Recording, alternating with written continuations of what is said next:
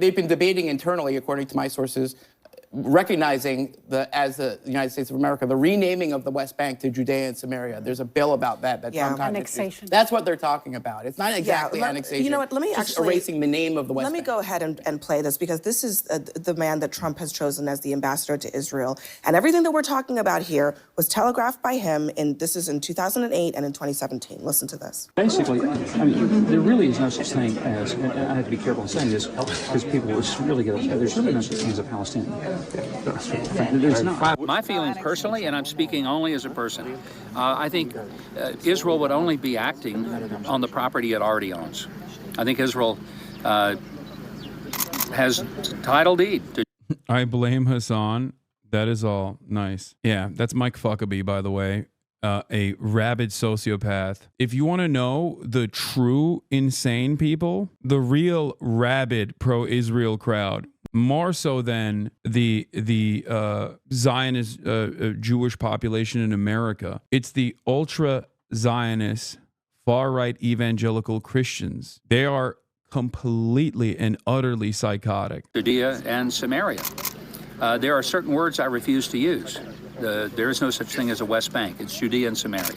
There's no such thing as a settlement. They're communities, they're neighborhoods, they're cities. By the way, Bill Clinton also repeated these takes in Dearborn leading up to the election, operating as a spokesperson for Kamala Harris. Incredible stuff. There's no such thing as an occupation. This is illegal. I didn't mean this to is interrupt. illegal. This is what he just said, that is a violation of every international law. It's a violation of every convention that the United States, by the way, was part of. It's a violation of every human decency, but also every UN resolution. It's a violation of International Court of Justice and International Criminal Court resolutions. What they are saying tonight to the world and to the international community, international law is dead. It's Scott, dead. is international law dead? Because I think Rula is right in suggesting that that's basically what Trump is suggesting. Forcibly removing Palestinians from their land is against international law. I think we're being a little dramatic, and we're on our jump to conclusions, Matt, here a little bit. He muses occasionally. Taking him at his word. He muses occasionally. Look, Scott, and just to be clear, it's because you're suggesting that we are making this up or no, I'm not suggesting anything. It. No, you're putting words in my mouth. Well, I'm saying you and I both know he muses occasionally, and he's aspirational, and he says provocative things Scott, occasionally. I really don't want to interrupt you, but I just for my own, I think I have to come to my own defense here in saying Donald Trump, with his own words, said this is what he wants to do. He wasn't musing. He was looking down at a piece of paper. I've been in a room with him, just like that, with foreign leaders, looking down at a piece of paper. He is reading a statement that was prepared for him. Those are not musings. We have a 58-year-old occupation that is illegal, that decimated people's hopes and lives, and I am the only Palestinian here. And I must say that it honestly, the fact that we are not able to put in perspective that's the history of that region. Before October 7th, hundreds of people were killed. After October 7th, still thousands and thousands of people are getting killed. And what happened on that day? For 58 years. What happened on that day? You know what? What happened on that day, actually, Secret Service of Israel have been predicted what happened on that day. What happened on that day is we had basically, a border that was, breached because we have a government in Israel, and as I am an Israeli-Palestinian government, we had a government in Israel that favored annexation and pogroms in the West Bank. I'm just asking you what happened that day. I want to tell you something. We had a government, we had the prime minister who said Hamas is an asset. We need to finance Hamas. He's the one that sent to Doha the head of the Secret Service 3 weeks before October 7th to ask the Qataris to finance Hamas. But you don't want to say what happened. You don't want to say what happened that day. It's an atrocity that happened that day. Yeah, but and from where did it emanate? That atrocity doesn't justify the atrocities and the war crimes and the genocidal campaign that happened after. I totally reject everything you just said about genocide, war crimes. But the International Israel has every right Criminal to Court defend does itself. not by committing war crimes. I don't want us to get off course, because I think that it is easy to redirect this conversation about October 7th. One second. It's about colonialism.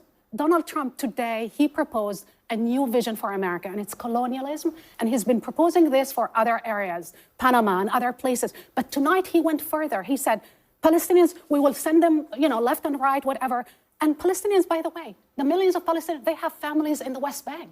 They have families in Jerusalem. I have families in Gaza, and my family lives both in Haifa, in Jaffa, and in the West Bank. We can move them there. Why not allow the women and children to move actually to where they have relatives? Why not allow the orphans? There's 38,000 orphans in Gaza. We have orphanage that are empty in Jerusalem, in the West Bank, in Ramallah, in Jenin, and elsewhere.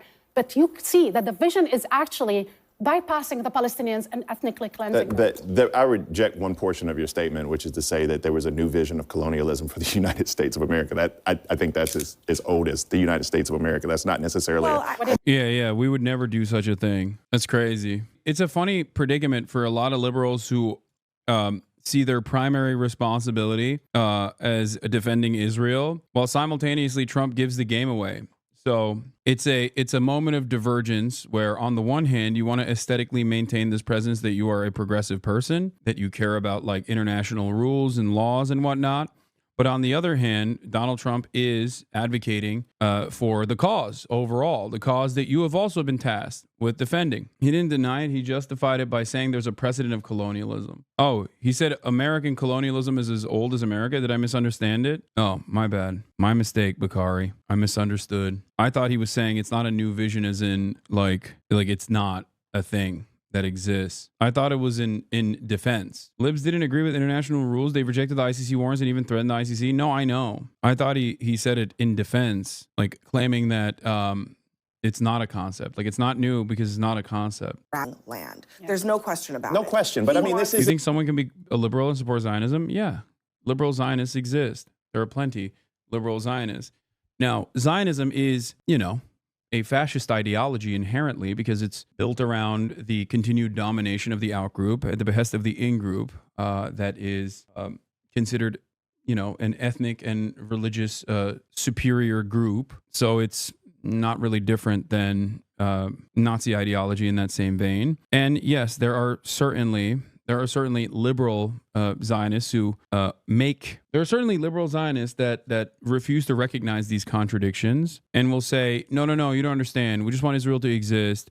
67 boundaries, while also simultaneously sometimes argue against settlement expansion in the West Bank, and in other instances just kind of let it happen. That is the distinction. Ultra-Zionists, rabid settlers, they are the pioneers. They are the first line of defense. They will enact the agenda through and through. When push comes to shove and contradictions reach a boiling point, liberals that actually cave and capitulate and concede to fascists are still doing the bidding of fascists. Liberal Zionists in this stage in Israel are doing exactly that. There's also a similarity within liberals and members of the Democratic Party that are doing the very same thing for the Republicans. I sometimes like using examples, even if I'm talking about Palestine, I like using examples that are not about Palestine because I think that there's always this underlying suspicion for people who are just coming in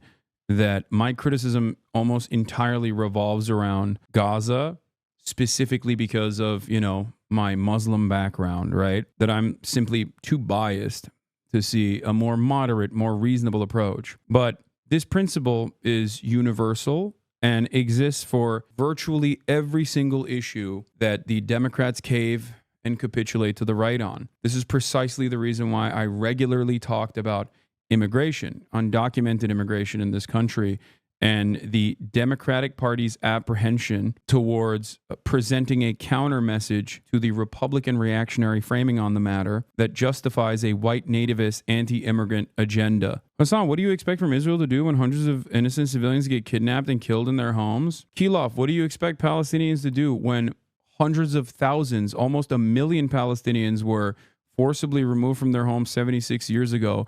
And throughout that 76-year process, Palestinians have been consistently dominated and murdered and also kept as hostages in permanent detention after military tribunals and sham trials that are all against international rights. What are they supposed to do? What are the Palestinians supposed to do? Because if your answer is, well, the only solution after October 7 is like ethnic cleansing, then you're a freak. You're a monster. How is that Israel's fault? What is the nation state that settled on Palestinian land and did all of those things that I was mentioning? The name of that country is Israel. Israel still to this day maintains tens of thousands of Palestinians in permanent detention. That's it. The standard of violence is always set by the colonial entity, okay? Israel is a settlement. Israel is a settler colonial project that was designed around the forcible displacement of almost 1 million Palestinians from their indigenous homelands, forced into what is now known as the Gaza Strip. United for Israel are not keeping silent.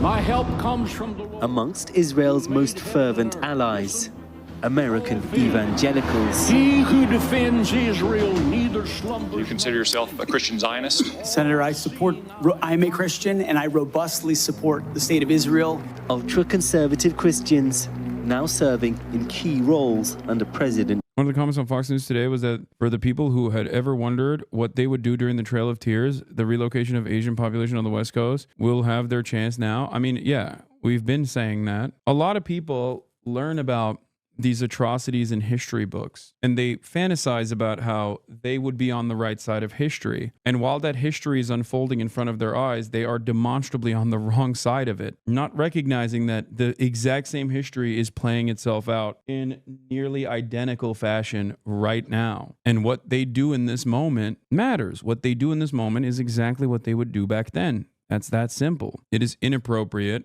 and also untrue if I were to sit around and tell you anything other than what I've told you thus far for the past 16 months of my ongoing genocide coverage. I will not lie to you, no matter how much people oppose what I have to say. This guy is just going crazy mode in the chat, defending the integrity of the Democratic Party at a time when it is at its lowest point in popularity for understandable reasons, one of which is that the very same Democratic Party that he's vociferously defending does not give a single shit about him and has completely dropped the ball on fighting against the Trump administration anyway. I will never understand the passion that people demonstrate for things like this. If they were to demonstrate a fraction of this passion for issues that they care about and choose to, motivate the Democrats into doing the right things, perhaps Donald Trump would not have become president. Will you debate Asmongold on what? Sure. That Donald Trump is a fascist? People who defend the Democratic Party right now are like Dallas Maverick fans, even after this recent disastrous trade. And I don't even think there are any Dallas Maverick fans remaining that still defend this trade. You know what I mean? They're just hanging on to this thread that doesn't exist by an institution or an organization that does not care about them. It's that simple. This whole thing has made AD sound like he's a horrible player. Exactly, he's not. It's just that in the NBA, you have unimaginably talented players. Anthony Davis is one of them. And then you have legends. Luka is in the legendary status. You can say that he does not play defense, and that's fine. That's understandable. But he is a point savant. And I know this with my, limited knowledge of the NBA. I don't really keep up with it that much. And more importantly, he's also 25 years old. You will never catch me saying something about a schlubby white boy who dominates in the NBA, okay? In my heart, especially a Balkan man, I feel a sense of closeness. It's like watching someone directly play out your dreams. Do you see what I'm saying? We got 3 championship players now. It was a great trade, tremendous trade no one's ever seen before. Mr. President, history fueling hopes amongst Israeli settlers. The truth is that the Palestinians are not a nation. Determined to finally kill off any possibility of a Palestinian state. People who ask me what would it take for you to live in Japan? It would take for me to quit streaming because it's impossible for me to stream out here consistently. It would genuinely kill me if I streamed out here consistently because I have to wake up at 4 a.m. every morning. They just want to drive people out. Annexation of the West Bank means we're done.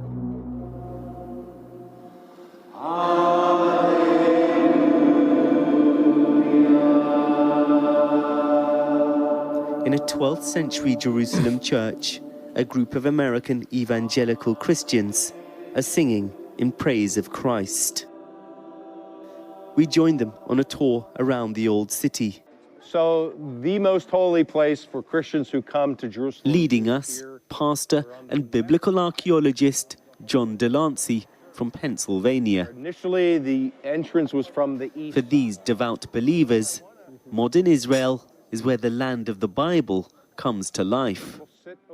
But it's not just about history. What we see happening in Israel right now, I believe, is a sign that we are moving closer and closer and closer to the end times. When will this happen chronologically? Here's the answer. Ready? I don't know. Okay.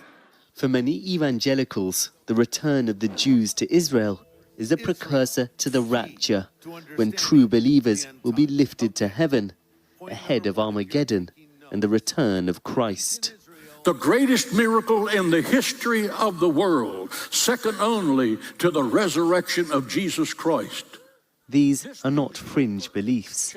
This group, Christians United for Israel, boasts 10 million followers. This man literally said Adolf Hitler was Jewish, and also it was good that he did the Holocaust because it created reasonable ground for Israel to be created. Basically, he was invited to the pro-Israeli rally that was in Washington, and spoke before many talented American political figures like political commentator Van Jones, who, as you know, is a big opponent, of anti-Semitism, and even the likes of Chuck Schumer, because once again, you can be as anti-Semitic as you want as long as you are pro-Israel. If you are pro-Israel while also saying some of the most unhinged anti-Semitic nonsense anyone has ever heard, as long as you maintain the position that you are pro-Israel vociferously, Gilad Erdan, the former UN envoy, will come visit your televangelist megachurch to deliver a speech about how wonderful your church attendees are in defense of the state of Israel.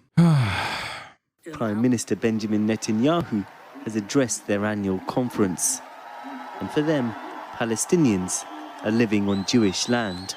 Why do we stand with Israel? God's foreign policy is, was, and always will be.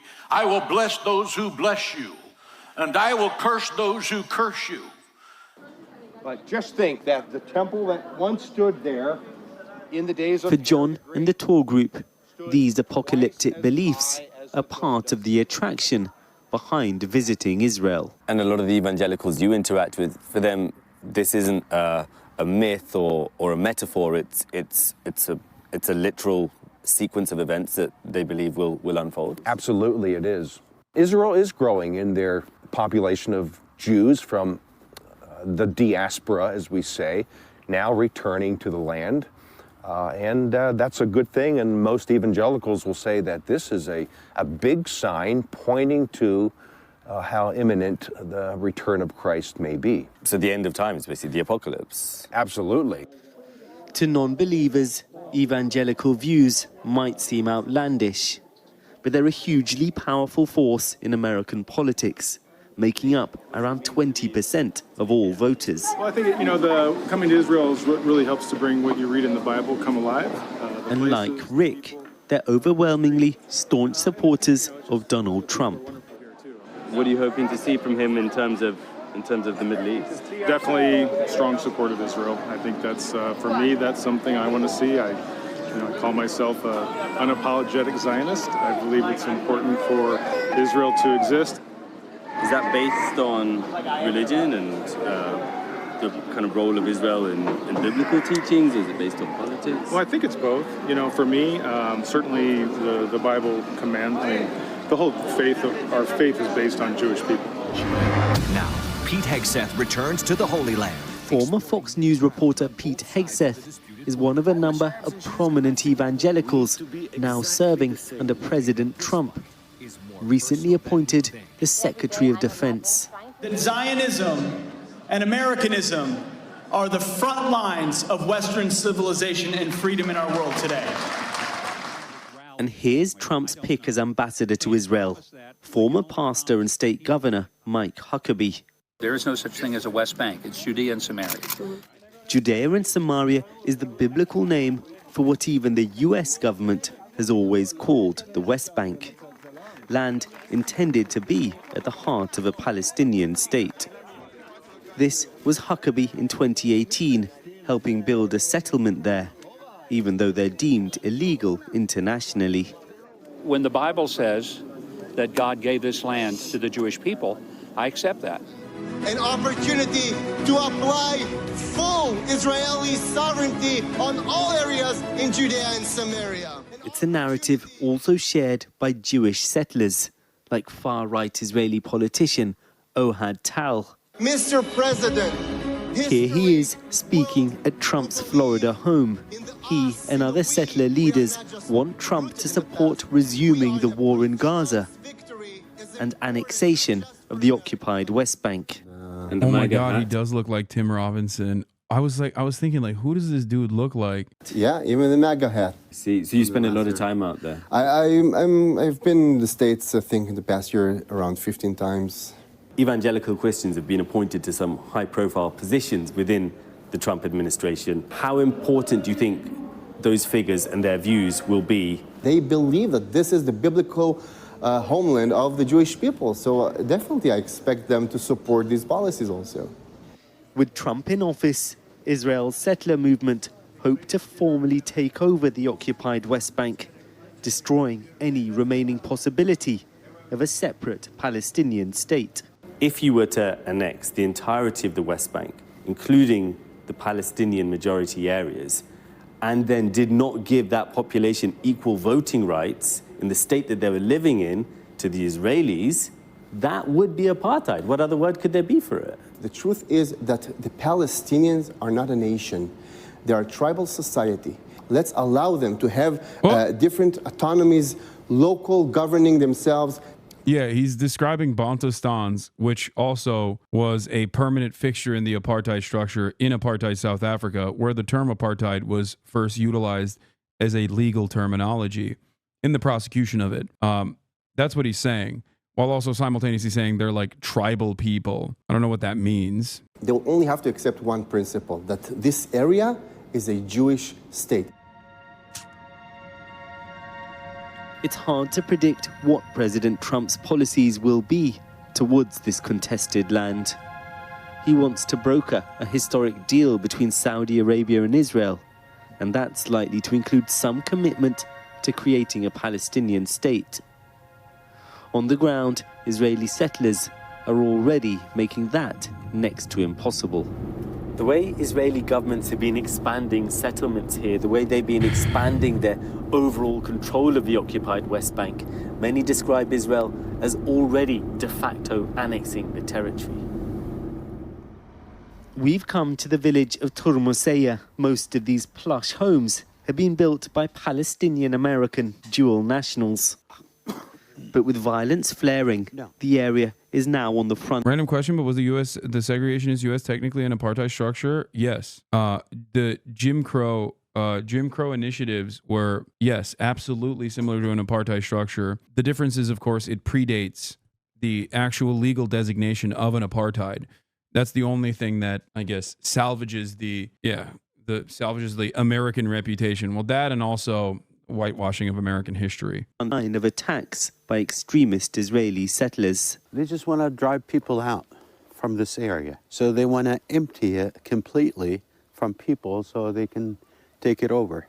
Yasser moved back here from California after retiring as a lawyer and is now Turmuseya's spokesman. One of the things the Israeli right wing are lobbying for is it's not like Palestine? What do you mean? No, it's not like Palestine. Formally annexing at least part of the West Bank. Is that something you worry Trump could accept? We worry that he might agree and he might do that step, which is a very, very dangerous step for us Palestinians. It takes away the hope that we have been living for, which is an independent Palestinian state. Annexation of the West Bank means we're done. On the horizon, an ancient biblical site and ever-expanding Israeli settlements. Now a new chapter in this old conflict could be about to begin. Xi Jinping opposes Trump's plan to take over Gaza and supports Palestinian rule over the territory, even though he hasn't really done much on that in that regard. Okay.